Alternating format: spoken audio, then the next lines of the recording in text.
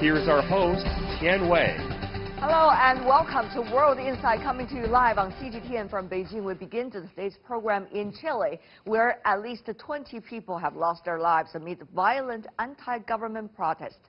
Despite a cabinet reshuffle announced on Monday, violent clashes between police and protesters show no signs of dying down. As the unrest enters the 13th day, what might President Sebastian Pinera do next? How did a subway fare hike trigger a massive movement against inequality? Before we ask our panelists about all of these questions, let's take a look at the streets of the Chilean capital, Santiago.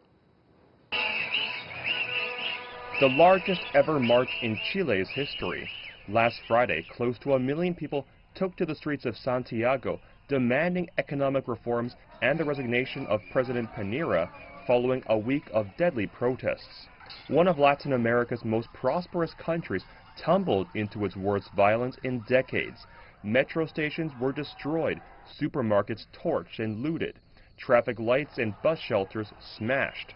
Authorities deployed some 20,000 police and soldiers in Santiago, using tear gas and water cannons to disperse demonstrators. Security forces have been blamed for 5 of the 20 protest-related deaths. In an attempt to appease protesters, President Pinera reshuffled a third of the cabinet on Monday, but violent clashes broke out again several hours later.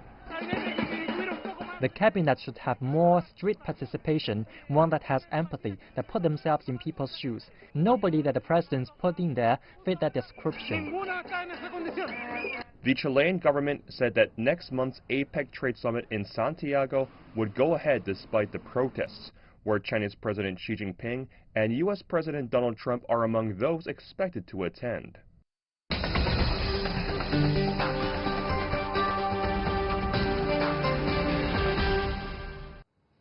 For the latest on the Chile crisis, we have in Boston Jorge Heine, who is a research professor at the Frederick S. Pardee School of Global Studies from Boston University. He's also a former Chilean ambassador to China. In Washington, we have Mary Cruz McGowan, economist and VP at the National Economists Club. Last but not least, in Shanghai, Jiang Shishue, director of the Center of Latin American Studies from Shanghai University. Ladies and gentlemen, welcome to the program. Professor Heine, may I start with you? How come is only $0.04 of subway fare hike led to all of these? Yes, well, it may seem a very small factor for such a large reaction, but in fact it was only the straw that broke the camel's back. The cost of living in Chile has been increasing considerably. There was a hike in the price of electricity, 10% in June. It was announced another 10% was coming later this year. Utilities are very expensive. Transport is very expensive. With this, the metro fare would be among the most expensive in Latin America. So, in fact, people reacted to this and said, enough is enough. And it seems to me it is important to put these things in context. People are also tired of very low pensions. So it's an overall situation in which daily life for the average Chilean, although much better than it was 30 years ago. Yeah. It is quite true, as you said earlier in the program. Chile today is the most prosperous country in Latin America, with a per capita income of around 15,000 in nominal terms, around 23,000 in PPP terms. But cost of living is very high, and daily life for average Chilean is not easy. Yeah. Ms. McGowan, only 17 years, if you look at how much Chilean's economy has been experiencing changes. For example, 2000, the poverty line there, 60%. But now you have only 6% of people still under the poverty line. So how do you see these changes? Would people appreciate the changes going on in the Chilean economic society? Well, the main problem, as we know in Chile, it's not the general GDP, but the income inequality. And one of the things that determines the income inequality is the level of education and the access to higher education. And unfortunately, in Chile, has the highest tuition cost of Latin America, not only Latin America, but other similar countries in the world. So that means that only the privileged are going to college, and thus only the privileged are enjoying this economic growth, while the others are lagging behind. I think I agree with the professor. The increase in the metro in the system was just the last drop in the bucket, but what it's causing this is this increasing seeing of most of the country, most of the population, seeing just a tiny bit enjoying these benefits, while the others are being left behind, and that is not fair, and that's what it's perceived. Professor Heine, if I could come back to you, because you're originally coming from Chile. Sure. You know, if you look at the university fares that the parents and students need to pay, the tuition was also high, is also high right now inside the United States, and there were enormous complaints about that too. So we've seen the inequality has been a big problem in many countries around the world, but this time something, would you say it's out of proportion, or this is something building for a long time? And what is the solution for this? Because the solution could also have to be long term. Of course. No, quite rightly so. The point is the following. The situation of university fees, which, you know, are driven basically by a university system that is for profit. You know, in Chile there are about 70 universities, and many of them are for profit, which is not a good university system. And the government of President Bachelet, one of her 3 major reforms, the other 2 were tax reform and constitutional reform, was to reform the higher education system. And nowadays, progress is being made, and quite a number of students are not paying these very high fees. I think it's around 40%, but we still have a long way to go. So that is only one aspect of the changes that need to be made in a society that has gone too much in the direction of, we have moved basically from a market economy to a market society, and there is something there that has gone wrong. So measures need to be taken to address that. In addition to higher education, I would argue that the tax system is something that needs major reform, because right now it doesn't help to alleviate inequality. I would like to address a similar question to Mr. Jiang. As an observer and certainly an expert on Latin American studies from China, how do you look at, you know, the changes going on in the Chilean society? After all, it is a country that has been benefiting from, let's just say, the copper trade for a long time, quite some time, and we see the wealth in the country. But the solutions, once again, it's long term. So would any of these that we see on the streets in Chile help solve the problem, Professor Jiang? Well, as you know, that we have the terminology which is called the East Asian tigers. Okay, Singapore, South Korea. And in South America, we often say Chile is Latin American tiger. So Chile is considered as one of the successful stories in terms of its economic reforms since 1973. And personally, I even published a few papers describing how the economic reforms were going on. And yes, there were some aspects which can be considered as successful. But on the other hand, we need to point out that there are some kind of side effects. You know, the World Bank has said that its security reforms, social security reforms, was one of the best in the world. And in the plaza in front of the palace of the president, I met with a big delegation from one of the Chinese provinces. I asked them, why are you here? They said they are in Chile to learn from the reform experiences of the social security reforms. But you know, no reform can be 100%. perfect. So there are some kind of side effects of reforms. One of the most serious side effects is the lack of government regulation in certain sense. Okay, so the market force plays a very, very important role, but the government is becoming less and less important, particularly in the area of social service, all kinds of things. So now we have seen the last straw on the camel's back. Certainly, it is a lot of food for thought. May I comment on that? Please, go ahead. Yes. Yes. Now, let me say the following. I think we have made in Chile a number of very significant reforms, and we have opened the economy, created many job opportunities. It's a very dynamic economy in many ways. We have reached out to the Asia Pacific. We have free trade agreements with more countries than any other country in the world. All of this is fine and dandy. But some of the reforms have been quite wrong-headed. I would argue that the private pension schemes that exist have been a great fiasco. You know, the average pension that was paid last year to males was around $200 a month. For a country as expensive in Chile, that doesn't allow you to get to the end of the month. It's not really a social security system.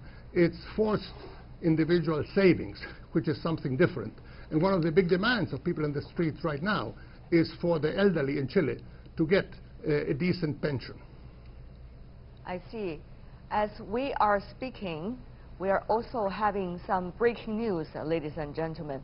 Chilean President Sebastian has been announcing over the past few hours on Wednesday, Chile would suspend the hosting of the APEC Trade Summit in November and the COP25 Climate Summit in December after several weeks of violent unrest.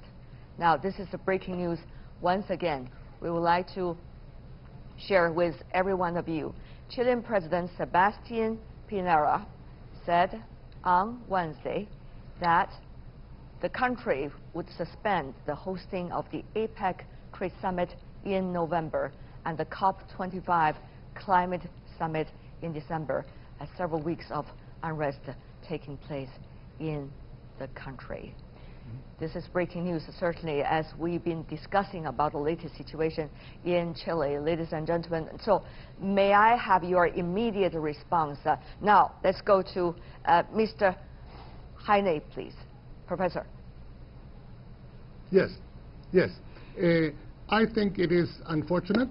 I think the hosting of the APEC summit this year was the second time that Chile was going to host it. The first time was in 2004. Chile has been a member of APEC since 1994. It was the second Latin American country after Mexico to join APEC. We have played a leading role in APEC. This was likely to be a very significant event. Both President Trump and President Xi had confirmed their participation. So I think this is a great pity. No doubt demonstrations were likely to have been held, but you know, demonstrations are often held in places where summits take place. So this should be nothing particularly new or something that couldn't be managed. What do you make of this decision? What do you make of this decision, unfortunate. Professor? What do you make of this decision I said by the President? I think the government, yes, I think the government is overwhelmed. It doesn't know how to cope with the situation, and I think it's a very unfortunate decision. Okay. May I go to you, Ms. McGowan, about your immediate reaction? The Chilean president announced on Wednesday the country would suspend both the APEC Economic Leaders Meeting and also the COP25 Climate Change Summit. Your immediate response? Well, I think that President Pinera didn't have any other choice. It's unfortunate, but I would have done the same thing. One thing that we are not talking about, and it's in reference in this international fora, is the international influence in Chile. Once it's the political environment in Latin America, which is going out, like Bolivia, for example, the case on Venezuela, and also the disagreements and a lot of disenchantment also in Brazil. Also, we didn't have protests there yet, I would say. I would not be surprised if it's coming. But also the immigration that it's coming, undocumented immigration in the thousands to Chile, especially from Haiti, Venezuela, and Dominican Republic. And the government of Chile, in addition to the problems they are already facing, they have to face with this problem. Yeah. So I think this goes beyond Chile. That's what I am trying to say. I see. It's much a bigger picture that people should really pay attention to. Professor Jiang, your response as well, immediate response to the news, breaking news that the Chilean president announced the country would suspend hosting of the APEC economic meetings and also the COP25 climate change meeting. Well, for the APEC summit, I'm not sure it's only postponed or it will be cancelled. We do not know at this time. But in any case, we do not know at this time. Yeah, but in any case, we do not know at this time whether there is going to be a follow-up about who will be the one hosting the APEC economist meeting, economic meeting. So, but your immediate response to the Chilean situation. No, there's one very important point. In any case, that kind of news is not good news for China-U.S. relationship. You know, it's reported that China and the U.S., President Xi Jinping and President Trump will meet in the APEC summit. They're going to discuss the deal for the bilateral relationship in terms of trade dispute. So if they are not going to meet in Chile, that means that meeting will be postponed. So who knows when they will meet? We do not know, of course, Professor Jiang, as we speak. Once again, we do not want to speak for either of the governments right now because we do not have any response yet from any of the two governments or other governments and economies that are going to participate in the APEC leaders meeting and also the APEC CEO summit. So what we know now is the president of Chile announced that the country would suspend the hosting of the APEC meetings. By the way, Chile is only the host country. It does not mean the APEC meetings will be overall suspended. We'll have to see what are the responses coming from the community of Asia Pacific and how would different economies react to this. But of course, it is a very big disappointment for many of those who are already planning on a lot of interactions at the APEC meetings because it's not just China and the United States, but also Asia-Pacific economy where it is heading for. Meanwhile, before this, finance minister, trade ministers, and various levels of governments and economies of the APEC have already meeting and trying to bring consensus to the overall discussion at the Leaders Summit. So we'll see what's going to happen from there. But let's come back to our topic. Something? Yes, let's come back to our topic about Chile. Go ahead, sir. Sure. No, I was going to say the following. The way this works, you know, it's not like you can say, okay, it's been suspended, the meeting in Santiago has been suspended. We shall meet the next week in Lima or in Mexico City. Summits don't work that way. The heads of government and heads of state have very busy schedules. They plan ahead with a great deal of time. So, you know, it's not like you can reassemble 21 heads of state and government in some other location a week later. You know, this will be quite a scramble, and we don't know when they will be able to meet again. So, you know, this is a very complex situation. It is a complicated situation. About that, what do you think are the circumstances that made the president to make that announcement, particularly after the reshuffling of the cabinet, which apparently has not worked? Ms. McGowan. Well, I really think that what the people in Chile, what they are looking forward is not the reshuffle of the cabinet, but they want the President Sebastian Pinera to resign. It is a little bit unfair to blame it on him all of these years of disappointment, because also he was president before. This is the second time. We cannot put all the blame on him, but I think as a symbolic measure, the people of Chile are going for his resignation, not for the cabinet's resignations. And I think they are not going to stop until that happens. Now, from now until November, go ahead, Professor Heine, if you want to say something. Yes, no, I want to say the following. It seems to me that the government in Chile and President Pinera has been extremely slow in reacting to the situation. The cabinet reshuffle was too little, too late. The measures that have been announced, increasing the minimum guaranteed pension, some increase in the minimum wage, are all very small things. People are expecting much more. All right. I heard the new Minister of Finance said that he plans to go ahead with the announced tax reform bill. The announced tax reform bill, what it does is basically decrease the taxes on the rich, which is not what people want right now. We need exactly the opposite. We need more taxes on the rich and more redistribution. So the government has been very slow, and that is why people are still on the streets and they are still complaining. I can see the passion that many of our panelists demonstrated in the discussion. Once again, we want to recap the latest news about Chile. The Chilean president announced on Wednesday that the country is going to suspend hosting the APEC leaders meeting as well as the COP25 climate change meeting.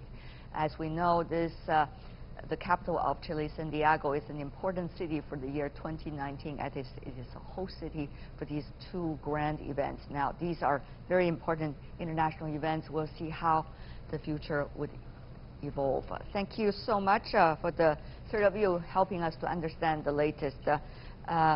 Jorge Heine, Mary Cruz McGowan, and Jiang Shishue.